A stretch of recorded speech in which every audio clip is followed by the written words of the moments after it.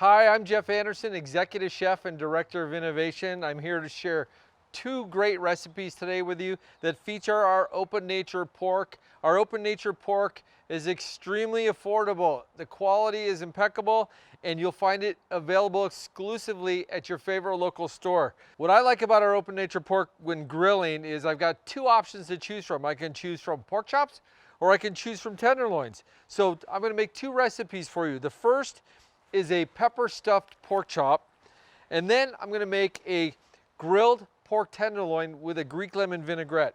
To make the stuffed pork chop, the first thing we're gonna do is make a little incision here and make a pocket for stuffing. I've got a little bit of shredded pepper jack cheese, some minced jalapenos, and a little roasted red pepper. We're just gonna kind of stuff this into this pocket like so. Now the next thing we're gonna do is we're gonna make the medallions for the pork tenderloin. Now, typically when you buy a pork tenderloin, you get this whole piece. To cut medallions, all you need to do is cut nice, uniform, easy pieces like so. And what you realize is by doing this, you've got something that will grill extremely quick and easy, and that's the whole point of this recipe.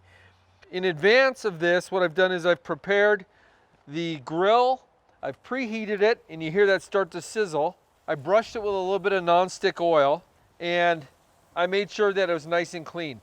Now these are on a nice high heat fire. They're gonna take about 4 minutes per side. So now our pork is ready to turn. And now we can make the vinaigrette.